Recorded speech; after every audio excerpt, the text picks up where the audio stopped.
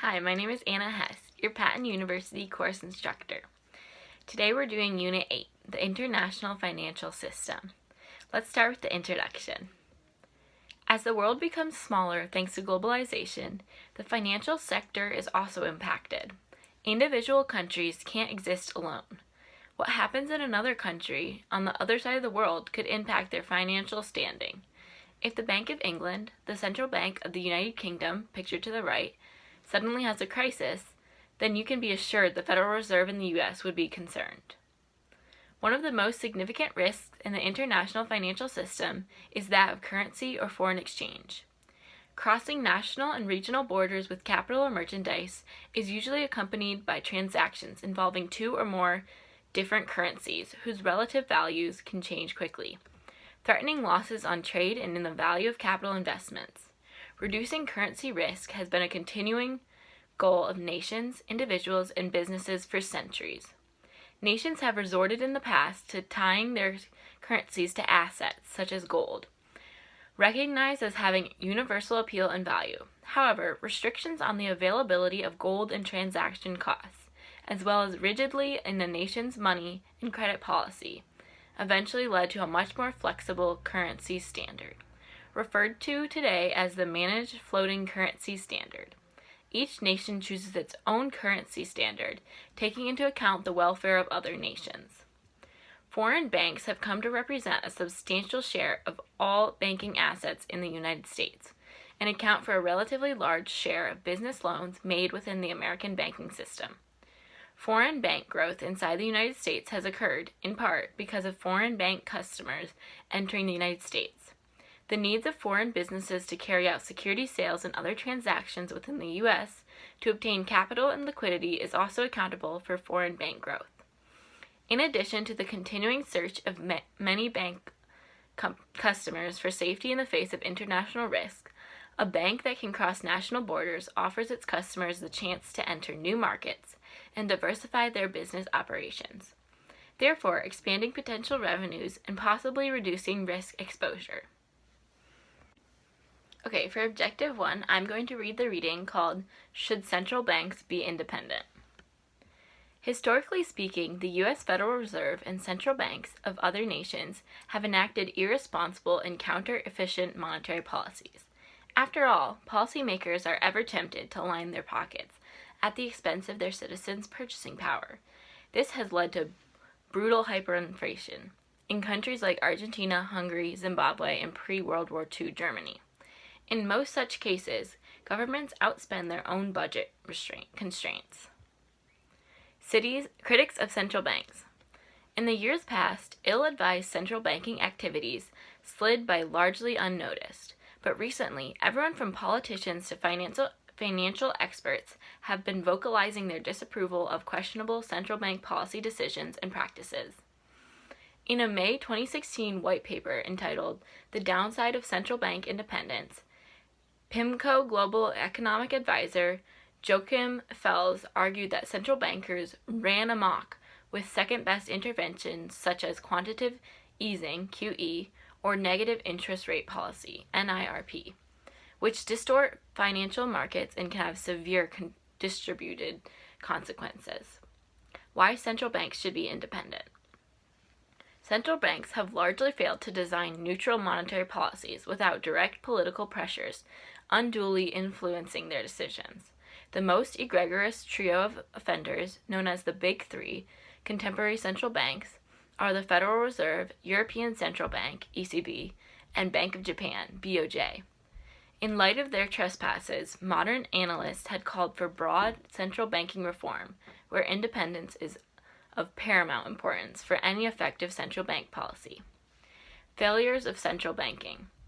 The Fed has experienced difficulty on two fronts. First, there was a massive data leak by Goldman Sachs Group, where former managing director Joseph Giampetro allegedly obtained and shared confidential Fed information in a concerted effort to win new contracts. This move, which ultimately forced Goldman to pay $36.3 million settlement, followed a $50 million settlement in October 2015, when a separate Goldman employee obtained 35 confidential Fed documents. The second main issue related to inferior performance. As economist Mohammed El-Erian wrote for Bloomberg in June 2016, unconventional central bank policies are overstretched and near exhaustion. More than a half-decade of desperate assets purchases and interest rate reductions by central banks has ultimately saddled nations with unprecedented debt, overinflated asset markets, and rising inequality. What a new central bank could look like. In April 2014, the International Monetary Fund held a conference entitled Rethinking Macro Policy. The general consensus found that central banks should retain full independence with respect to traditional monetary policy. Pace University economics professor Joseph T. Salerno recommended a more transparent and limited process controlled by administrative orders between Treasury departments and central banks. This should discourage the moral hazard of the lender of last resort and eliminate central banks' ties to large financial corporations while empowering voters to exercise greater control over the political fortunes of such a process. Mr. Fels concurs, contending that it's logical for central banks to collaborate with governments under the control of democratic process. Okay, you're also going to want to read something called Unconventional Monetary Policy in the UK. Then there's an external page called Goldman Sachs Chief Economist on the Future of Fed Rate Hikes. And then there's flashcards to review. And this concludes Objective 1. For Objective 2, we're starting on page 241, reading Chapter 10, Foreign Exchange. Every year, moving goods and services around the globe becomes easier. Currently, the volume of international transactions, summing exports and imports of goods and services, amounts to more than 1/2 of world GDP. Today, Americans buy cell phones and clothing made in China, computers assembled in Singapore, and fruit grown in Chile. But global business deals aren't limited to goods and services. Individuals, companies, and governments also invest abroad, buying and selling stocks and bonds in financial markets around the globe. The magnitude of the international flow of goods, services, and assets is impossible to ignore. To understand the nature of these transactions, we must become familiar with a key tool that makes this trade possible: exchange rates. Whenever you buy something that has been made abroad, whether it is an article of clothing, a car, a stock, or a bond, someone somewhere has exchanged dollars for the currency used where that item was made. The reason is simple. You want to use dollars to pay for an imported shirt that you buy at a local store, but the Malaysian producer wants to be paid in ringgit. All cross-border transactions are like this. The buyer and the seller both want to use their own currency. The exchange rate, at its most basic level, is the tool we use to measure the price of one currency in terms of another. Exchange rates have broad implications both for countries and for individuals. Take the case of South Korea in the winter of 1998. As economic and financial turmoil spread through Asia, starting in the summer of 1997, output and employment plunged. In Korea, large industrial companies and financial institutions approached bankruptcy. From October 1997 to January 1998, the number of South Korean won needed to purchase $1 more than doubled, rising from 900 to 1,900. The consequences were dramatic, both inside and outside the country. When the cost of buying the won plummeted, South Korean products became much cheaper for foreigners to buy. As the value of the won dropped, the U.S. prices of Hyundai cars and Samsung televisions fell with it. At the same time, U.S.-made products became extremely expensive for South Koreans to buy. In fact, the crisis became so severe that many Korean students at U.S. colleges and universities had to go home. The price of a U.S. education, measured in won, had doubled, and many Korean students just couldn't afford to continue. Exchange rates go through long swings as well as sudden spikes. In 1973, the currency used in the United Kingdom, the British pound, or pound sterling, was worth $2.50. Over the next 43 years, its value declined by more than 40%, so that by early 2016, 1 pound was worth $1.43. Nevertheless, Americans visiting London during January 2016 did not return thinking that their vacations had been very inexpensive. At an exchange rate of $1.43, a hotel room in London cost about the same as in New York, and dining out was no bargain either. How are foreign exchange rates determined, and what accounts for their fluctuation over days, months, years, and decades? This chapter provides an introduction to foreign exchange rates and exchange markets. Foreign exchange basics. After graduation, you are planning to travel to Europe. You would like to see the Eiffel Tower in Paris, the Colosseum in Rome, and the Parthenon in Athens. As you pack, you worry a little bit about paying your hotel bills and the tabs for all the great food you expect to eat. The waiters in French, Italian, and Greek restaurants aren't interested in your dollar bills. They want to be paid in their own currency. But you are fortunate, for while the French, Italians, and Greeks speak different languages, they all use the same coins and bills. In fact, buying anything in Europe, at least in the countries that are members of the European Monetary Union, means exchanging your dollars for euros. So when you get to Europe, you will care about the exchange rate between the dollar and the euro. The price of €1 in dollars is called the dollar-euro exchange rate. Nominal exchange rate. Exchanging dollars for euros is like any other economic transaction. You are using your money to buy something, in this case, money to spend in another country. The price you pay for this currency is called nominal exchange rate, or simply the exchange rate. Formally defined, the nominal exchange rate is the rate at which one can exchange the currency of one country for the currency of another country. The dollar-euro exchange rate is the number of dollars you can get for each euro. In January 2016, 1 euro, the symbol for the euro is euro, would buy roughly $1.10. So an American who went to Europe in January 2016 paid about $110 for 100 euros. Exchange rates change every day. Figure 10.3 shows the euro-dollar exchange rate since the inception of the euro in January 1999 to January 2016. The figure plots the number of dollars per euro, which is the conventional way to quote the dollar-euro exchange rate. When the euro was introduced, it was worth $1.17. But by October 2000, less than 2 years later, it could be exchanged for only 83 cents. Such a decline in the value of one currency relative to another is called depreciation of the currency that is falling in value. During the first 22 months of the euro's existence, it depreciated nearly 30% relative to the dollar. Later in this chapter, we will consider the reasons for large movements in exchange rates. At the same time the euro was falling in value, the dollar was rising. After all, if you can buy fewer dollars with 1 euro, you can get more euros for $1. The rise in the value of one currency related to another is called the appreciation of the currency that is rising in value. During 1999 and 2000, the euro's depreciation was matched by the dollar's appreciation. They are really one and the same. When one currency goes up in value relative to another, the other currency must go down. Note that, theoretically, exchange rates can be quoted in units of either currency, for example, as the number of dollars needed to buy 1 euro, or as the number of euros needed to buy $1. The two prices are equivalent. One is simply the reciprocal of the other. In practice, however, each currency has its convention. The price of the British pound is quoted the same way as the euro, so that people talk about the number of dollars that can be exchanged for 1 pound. The price of the Japanese yen is quoted as the number of yen that can be purchased with $1.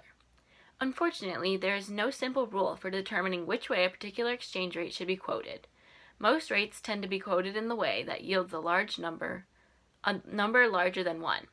The fact that 1 pound equaled $1.17 when the euro was created on January 1st, 1999, is a likely explanation for why we talk about the number of dollars needed to purchase 1 euro.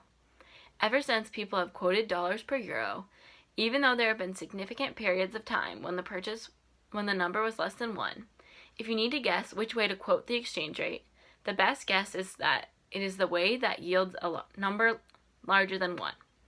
But the real solution is always to state the units explicitly to avoid confusion. Real exchange rates. While it may be interesting to know that 1 euro is worth about $1.10, you are interested in more than just the rate at which one country's currency can be exchanged for another.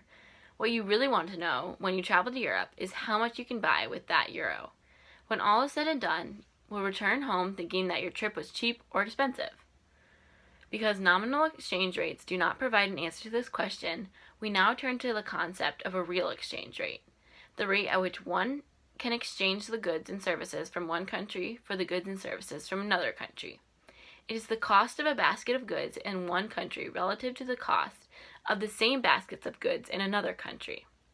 To grasp this concept, we will start with the real exchange rate between 2 cups of espresso, one American and the other Italian.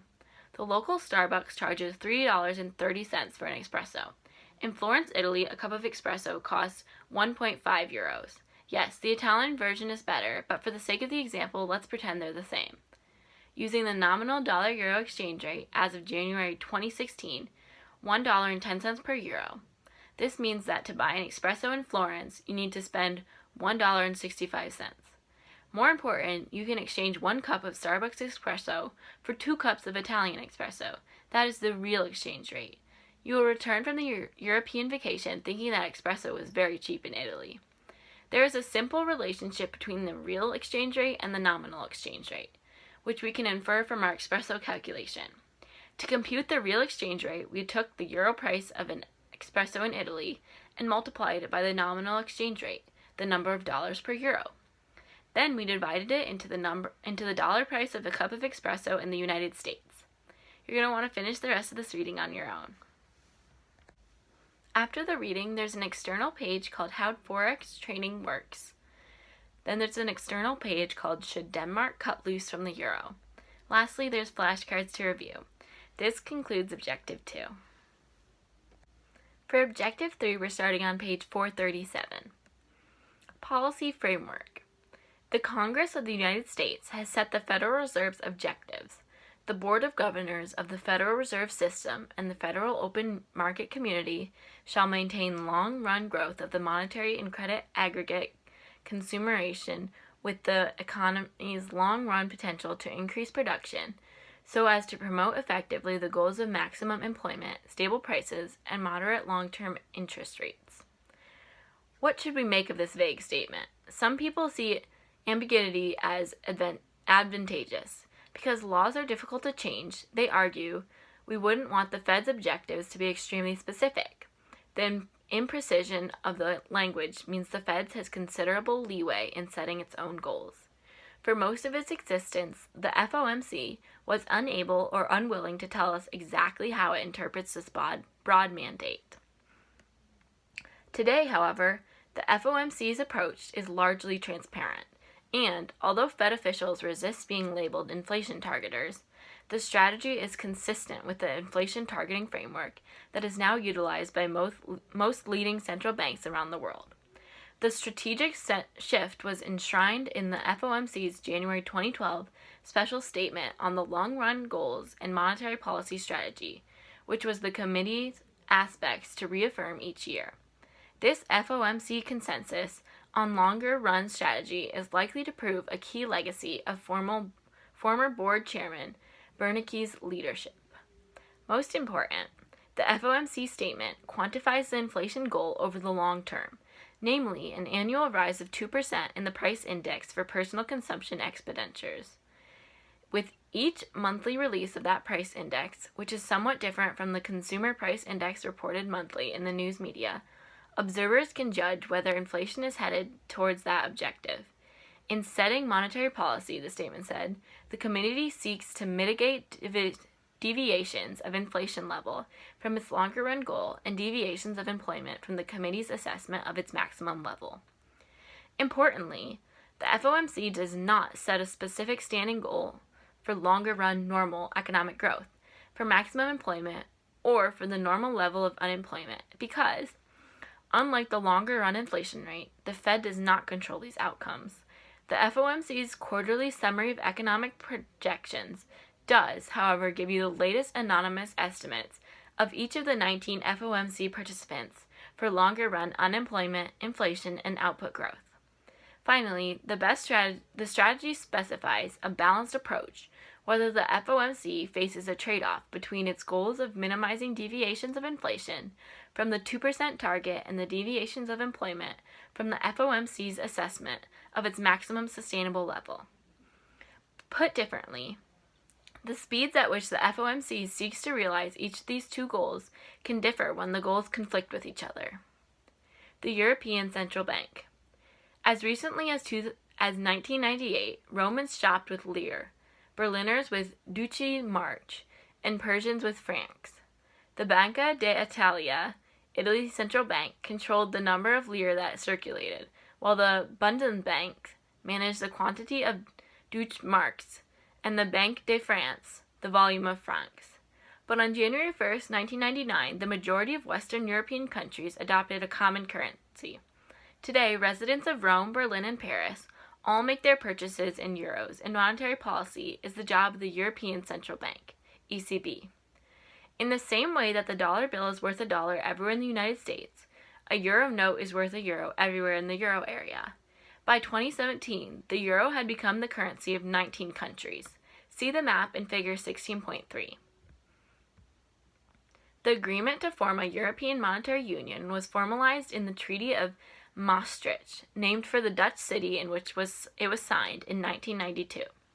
The treaty initiated a lengthy process that led ultimately to the creation of European System of Central Banks, ESCB, which is composed of the European Central Bank, ECB, in Frankfurt, Germany, and the national central banks, NCBs, in the 28 countries in the European Union. The ECBs and NCBs of the 19 countries that participate in the monetary union make up what is known as the Euro system, which shares a common currency and common monetary policy.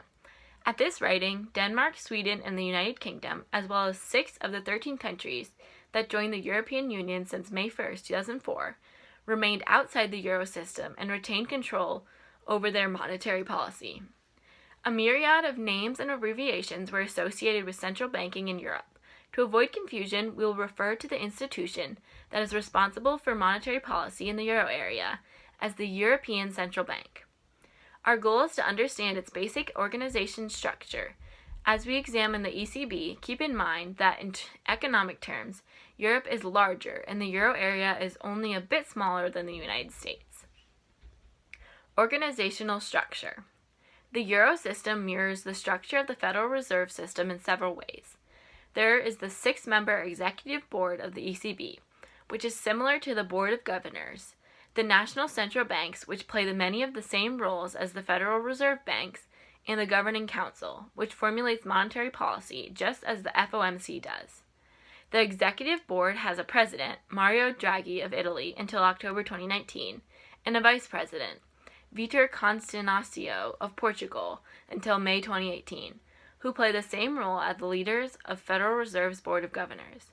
ECB executive board members are appointed by a committee composed of the heads of the states of the countries that participate in the monetary union.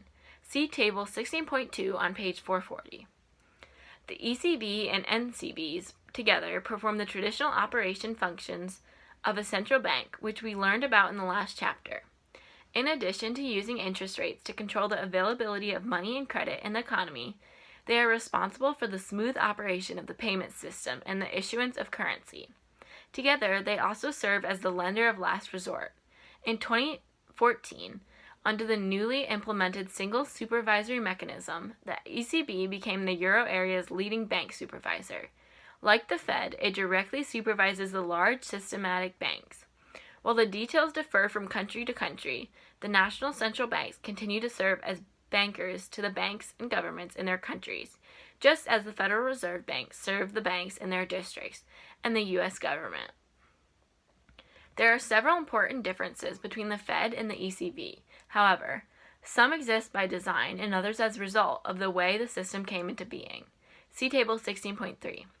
First, the implementation of monetary policy, the ECB's day-to-day interaction with the financial markets, is accomplished at all the national central banks, rather than being centralized as it is in the United States. Second, the ECB's budget is controlled by national central banks, not the other way around. This arrangement means that the NCBs control the finances of the executive board in its headquarters in Frankfurt. Third, the ECB still supplies a large volume of reserves through collateralized lending to banks, in addition to sales and purchases of securities. You're going to want to finish the rest of this reading on your own. After the reading, there's an external page called European Central Bank. Then there's a reading called In Singapore, Central Bank Eases Currency Policy. And lastly, there's flashcards to review.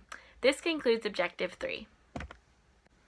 For Objective 4, we're starting reading on page 525 with Chapter 19, Exchange Rate Policy in the Central Banks.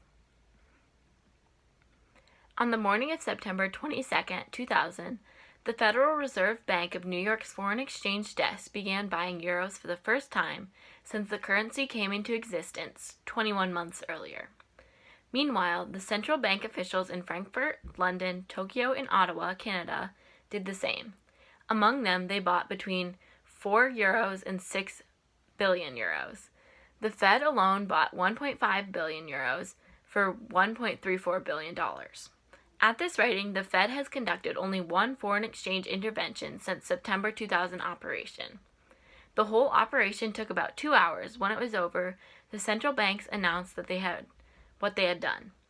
As the ECB wrote in its press release, they did it because of shared concern about the potential implications of recent movements in the euro exchange rate for the world economy. Since its inception in January 1st, 1999, the euro had fallen steadily from $1.18 to 85 cents, a decline of more than 25%. Though its low value had made exports cheap, bolstering the foreign sales of European-made products, it had also forced up the prices of imports. ECB officials charged with maintaining price stability found the high price of imports particularly troubling because they really did not want to raise interest rates just to bolster the value of their currency, which is what they would have to do. Experts debated whether the euro should be worth $1.10 or $1, but most agreed that 85 cents was too low. The coordinated intervention in the foreign exchange market made headlines around the world. The euro appreciated briefly, rising to 89 cents on the day of the intervention, but by mid-October it had returned to 85 cents. The action may have been dramatic, but it wasn't effective. To understand why the intervention didn't work, and why the Fed almost never engages in such foreign currency transactions, we need to examine the mechanics of how a central bank manages its country's exchange rates. The United States economy is huge and largely self-contained. Exports and imports together account for less than 30% of GDP. For the most part, the U.S. economy produces what it consumes and invests. So, on most days, policymakers at the Fed are justified in concentrating on the domestic economy and letting the exchange rate take care of itself. In other large economies, like the Euro area and China, trade typically represents closer to 1/2 of GDP. In contrast, highly open economies are more exposed to trade developments in the rest of the world, so changes in their exchange rates can have a dramatic impact on them. For example, in small economies, imports and exports together frequently exceed 100% of GDP, so their central banks do not have the luxury of ignoring the exchange rate. Argentina provides an interesting example of how external and domestic factors interact in the making of monetary policy. Over the years, Argentina has suffered from severe inflation. During the 1970s, inflation averaged about 100%, meaning that prices doubled every year while the economy grew about 3% a year. By 1989, inflation had climbed to more than 2,000% per year, and the price level was 60 billion times what it had been 20 years before. Needless to say, growth fell. In 1990, real GDP was below its 1973 level, and Argentina's economy was at a standstill. The cause of such high inflation is often a combination of failed fiscal policy and failed monetary policy. Politicians want to spend too much so they can lean on central bankers to print more money. To discipline policymakers, in 1991, Argentinians implemented a mechanism called Currency Board, which had two important attributes. First, Argentina's central bank, the Banco Central de la República Argentina, guaranteed that it would exchange Argentinian pesos for US dollars on a one-for-one basis. It fixed its exchange rate. Second, the central bank was required to hold dollar assets equal to its domestic currency liabilities, again, at a one-to-one exchange rate. For every peso note that was issued and every peso in commercial bank reserves that it created, the Central Bank of Argentina had to hold $1 US. The results were almost miraculous. Inflation fell immediately.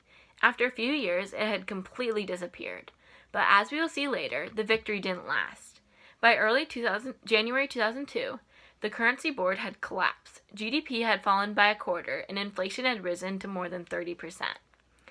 The example of the euro purchases in 2000 and the Argentine exchange rate actions suggest a connection between domestic monetary policy and exchange rate policy. To avoid rising domestic interest rates, the ECB organized coordinated intervention to shore up the value of the euro. To control the inflationary impulses of fiscal and monetary authorities, Argentina fixed its exchange rate to the dollar. If exchange rate policy is inseparable from interest rate policy, we have left something essential out of our analysis by ignoring cross-border transactions.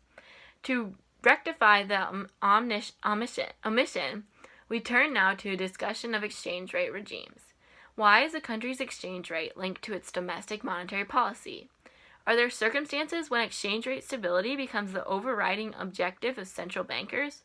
If so, should they try to fix the rate at which their currency can be exchanged for some other currency? Should a country even consider giving up its currency entirely? Linking exchange rate policy with domestic monetary policy. Exchange rate policy is integral to a monetary policy regime. The city of Chicago, for instance, has a fixed exchange rate with the rest of the United States. Both use the dollar, so it has no independent monetary policy.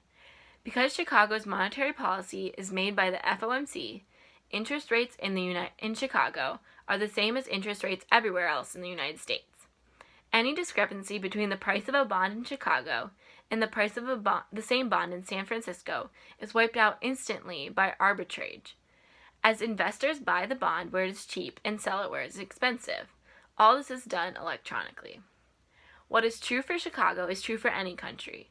When capital flows freely across countries' borders, a fixed exchange rate means giving up domestic monetary policy. There are two ways to see the connection between exchange rates and monetary policy. The first comes from thinking about the market for goods and purchasing power parity. The second builds on the Chicago-San Francisco bond market arbitrage example. Purchasing power parity tells us that the long-run tendency of exchange rates, while capital market arbitrage shows us how short-run movements in exchange rates are tied to supply and demand in the currency markets. Let's take a look at each of these approaches in more detail. Inflation and the long-run implications of purchasing power parity. In Chapter 10, we studied the long-run determinants of exchange rates, starting with the law of one price. Ignoring transportation costs, the law of one price says that identical goods should sell for the same price regardless of where they are sold. That is, the same television set should sell for the same price in Philadelphia and St. Louis. The concept of purchasing power parity extends the logic of the law of one price to a basket of goods and services. As long as goods can move freely across international boundaries, one unit of domestic currency should buy the same basket of goods anywhere else in the world. This apparently simple idea has important implications. It means that when prices change in one country but not in another, the exchange rate will adjust to reflect the change. If Mexican inflation is higher than U.S. inflation, for instance, the Mexican peso should depreciate relative to the dollar. If everything in Mexico costs more pesos, dollars should cost more pesos too. Figure 10.4 confirmed that this principle works well over periods of several decades. In the long run, changes in the exchange rate are tied to differences in inflation. To understand how this works, recall that purchasing parity means that pesos per dollar equals peso price of basket of goods in Mexico divided by dollar price of baskets of goods in U.S. Taking the percentage change of both sides of this expression, we get the percentage change in a number of pesos per dollar equals percentage change in pesos price of basket of goods in Mexico, minus percentage change in dollar price of basket of goods in the U.S.